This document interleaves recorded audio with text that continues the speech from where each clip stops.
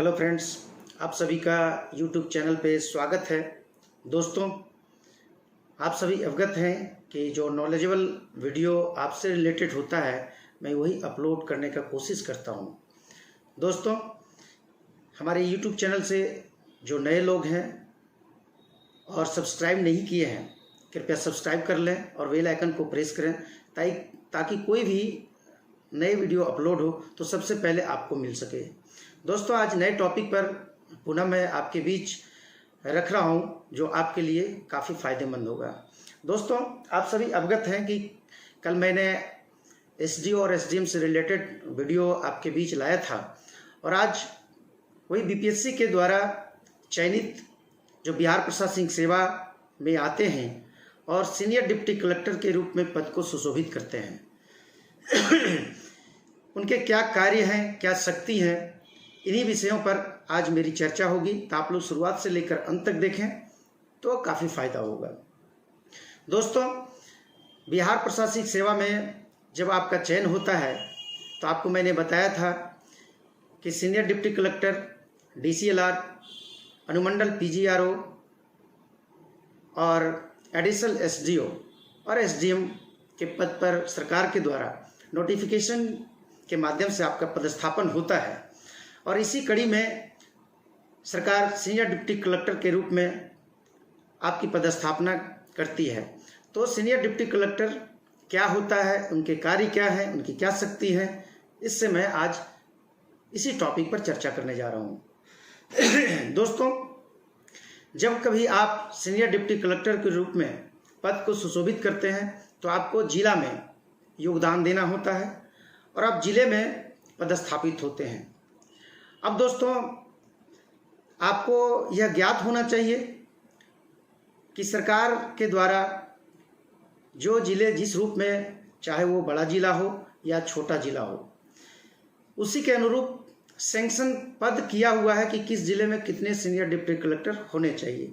अमूमन उसके अनुरूप ही किया जाना चाहिए। कभी कभार होता क्या है कि किसी जिले, बड़े जिले में ज़्यादा संख्या में होती है, हो सकता है वहाँ कम भी हो सकता है। छोटे जिला में कम सीनियर डिप्टी कलेक्टर होते हैं। जैसे मुजफ्फरपुर में पिछले 60-62 में 10 डिप्टी कलेक्टर यहाँ योगदान दिए, 10 डिप्टी कलेक्टर योगदान दिए। तो 10 डिप्टी कलेक्टर जो सीनियर डिप्टी कलेक्टर के रूप में, एक उदाहरण के रूप में इस जिले के बारे में मैं बता रहा हूँ कि 10 सीनियर डिप्टी कलेक्टर ने पद को सुशोभित किया। वो जिला पदाधिकारी महोदय के पास अपना योगदान देते हैं और यह जिला पदाधिकारी के द्वारा, डीएम के द्वारा निर्देशित किया जाता है और ऑर्डर निकलता है, यानी डीएम के निर्देशानुसार ही आप कार्य करेंगे। इसका कोई सरकार के द्वारा विशेष रूप से क्लियर कंसेप्ट नहीं है कि आपको क्या करना है। बस जिले में सीनियर डिप्टी कलेक्टर के रूप में आपका पदस्थापना हो गई है। अब जिला पदाधिकारी के द्वारा आपको कार्य आवंटित किए जाते हैं कि कौन से कार्य आपको करने हैं। जैसे दोस्तों, सीनियर डिप्टी कलेक्टर अगर आप हैं उस जिले में तो सीनियर डिप्टी कलेक्टर जिला स्थापना उपसमाहर्ता के रूप में आप कार्य कर सकते हैं। डीएम के द्वारा ऑर्डर जारी किया जाएगा तो सीनियर कौन कौन से सेक्शन को देख सकते हैं, कौन कौन से कार्य कर सकते हैं। यह पूर्व में भी आपको यह जानकारी होनी चाहिए कि आप में सरकार के द्वारा कार्यपालक दंडाधिकारी की शक्ति निहित होती है और कार्यपालक दंडाधिकारी की शक्ति आपको प्राप्त है। लेकिन अब जिला पदाधिकारी के महोदय द्वारा उनके, चूंकि सरकार के द्वारा यह उस पर निर्देशित किया जाता है कि जिला पदाधिकारी इनसे कार्य लेंगे, तो जिला स्थापना उपसमाहर्ता के रूप में आप कार्य कर सकते हैं, जिला नजारत उपसमाहर्ता के रूप में कार्य कर सकते हैं, जिला विधि शाखा है जो सेक्शन है, जिला लीगल सेक्शन पर आप काम कर सकते हैं, या फिर जिले में कोई पद खाली हो तो अमूमन जिला पदाधिकारी चाहेंगे कि उस पद पर सीनियर डिप्टी कलेक्टर को एक ऑर्डर निकलता है और वो ऑर्डर का अनुपालन, मान लिया जाए कि जिले में अगर जिला आपूर्ति पदाधिकारी का पद खाली है या जिला अल्पसंख्यक कल्याण पदाधिकारी का पद खाली है या जिला कल्याण पदाधिकारी का खाली पद है या निबंधन सेवा से कोई पद जिले में खाली है, तो जिला पदाधिकारी अगर चाहेंगे अगर उस पद को भरने के लिए, तो सीनियर डिप्टी कलेक्टर के द्वारा उस पद को एक आदेश जारी कर यह निर्देशित किया जाएगा कि इस पद को कार्यभार संभालें और फलानी शक्तियों का आप उपयोग करें। दोस्तों, जिला स्थापना उपसमाहर्ता और जिला नजारत उपसमाहर्ता, जिला विधि प्रशाखा, ये तीनों अमूमन जिला पदाधिकारी महोदय का एक विंग होता है, या आप ओएसडी के रूप में, यानी आप डीएम के विशेष कार्य पदाधिकारी के रूप में, ओएसडी के रूप में भी कार्य कर सकते हैं। जिला पदाधिकारी महोदय के द्वारा वो ऑर्डर जारी किया जाता है, यानी डिस्ट्रिक्ट मजिस्ट्रेट के निर्देशानुसार आप कार्य करेंगे। आप में एक्जीक्यूटिव मजिस्ट्रेट का पावर निहित है। अगर जिला पदाधिकारी महोदय, जैसे मैंने कहा था कि इंक्वेस्ट की शक्ति एसडीएम के बारे में, तो चूंकि एक्जीक्यूटिव मजिस्ट्रेट का पावर आप में निहित है, तो जिला पदाधिकारी महोदय के द्वारा ही आपको इंक्वेस्ट करने के लिए किसी संदेहास्पद मृत्यु में आपको भेजा जा सकता है कि आप इंक्वेस्ट कर रिपोर्ट समर्पित करें। तो दोस्तों, आप सभी अवगत हैं।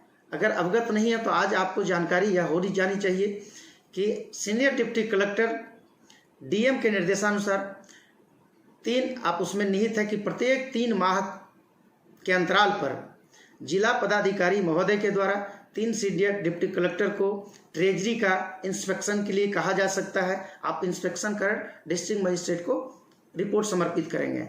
ये सभी, यानी कुल मिलाकर अगर कहा जाए तो डिस्ट्रिक्ट मजिस्ट्रेट के निर्देशानुसार आप कार्य करेंगे। जो आपको कार्य आवंटित किए जाते हैं उन कार्यों का निष्पादन करना आपका दायित्व बनता है।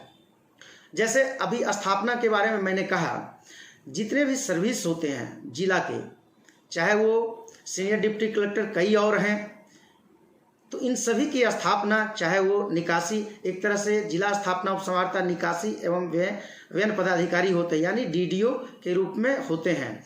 डिस्ट्रिक्ट मजिस्ट्रेट चूँकि आपको पावर डेलीगेट कर दिए हैं, इसलिए वेतन और निकासी के दायित्व आपके पास है। इन सभी दायित्वों का निर्वहन आप करेंगे।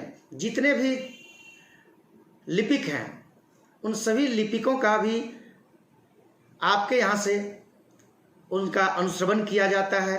जितने, चूँकि डिस्ट्रिक्ट मजिस्ट्रेट के पास जो भी रिपोर्ट स्थापना से होकर गुजरेगा वो डिस्ट्रिक्ट मजिस्ट्रेट के पास होकर ही फाइनल ऑर्डर जाएगा, यानी डिस्ट्रिक्ट मजिस्ट्रेट के निर्देशानुसार ही आप कार्य करेंगे। नजारत उपसमाहर्ता के बारे में मैंने बताया, जितने भी जो खर्चे होते हैं, चूँकि डिस्ट्रिक्ट मजिस्ट्रेट खुद किसी में जो डीएम को पावर डेलीगेट है बड़े बड़े चेक के लिए या बड़े बड़े फिनेंशियल पावर के लिए वो डीएम करते हैं, लेकिन आपको पावर डेलीगेट किया है कुछ सेक्शन में आप उनका काम कर सकते हैं। यानी जो भी जिले में खर्च होता है या कोई सरकारी कार्यक्रम हो या किसी प्रकार का निकासी की बात हो तो स्थापना उपसमाहर्ता के द्वारा किया जाता है, चूँकि आपको वित्तीय शक्ति दी गई है। तो दोस्तों, अब जैसे लीगल सेक्शन, जितने भी डीएम के कोर्ट में कार्यवाही होती है उन सभी कार्यवाहियों का रूपरेखा या जो भी कार्यवाही होती है, अग्रतर कार्रवाई जो होनी है वो लीगल सेक्शन से होकर डीएम के पास जाता है। यानी लीगल सेक्शन के आप प्रभारी पदाधिकारी हैं तो लीगल सेक्शन से होकर जाएगा और फिर डीएम के पास डिपोट होगा। यानी डीएम के कोर्ट में जो भी कार्यवाही होगी आपसे होकर गुजर कर जाएगा और डीएम के डायरेक्शन से, डीएम के निर्देशानुसार, यानी आपको उसके नॉलेज होना चाहिए कि आप जो करने जा रहे हैं, आप जो कार्य कर रहे हैं उसका नॉलेज भी होना चाहिए। और डीएम आपको अतिरिक्त किसी भी कहीं भी इंस्पेक्शन, अगर जिले के अंदर कोई भी इंस्पेक्शन किया जाता है तो डिस्ट्रिक्ट में सीनियर डिप्टी कलेक्टर के द्वारा एक पत्र निकलता है, एक आदेश निकलता है कि अमुक अमुक जांच फलाना पदाधिकारी के द्वारा की जाएगी, तो जिसमें आप उसमें आपके नेतृत्व में वो जांच की जा सकती है, जांच की जाती है और पुनः डिस्ट्रिक्ट मजिस्ट्रेट के सामने प्रस्तुत किया जाता है। दोस्तों, जितने भी एग्जाम्स होते हैं उस एग्जाम्स में आप दंडाधिकारी के रूप में कार्य करते हैं। चूँकि यह शक्ति आपको सरकार ने प्रोवाइड की है, आपको पावर डेलीगेट की है, एक्जीक्यूटिव मजिस्ट्रेट का पावर आप में निहित है, या किसी ऑफिस इंस्पेक्शन में डिस्ट्रिक्ट मजिस्ट्रेट ने या किसी जांच में आपको निर्देशित किया गया है कि फलाना जांच आप करेंगे, जो किसी अन्य पदाधिकारी के द्वारा नहीं किया जा सकता है। चूँकि एक्सिक्यूटिव पावर, एक्सिक्यूटिव मजिस्ट्रेट का पावर वो सीनियर डिप्टी कलेक्टर में निहित होता है।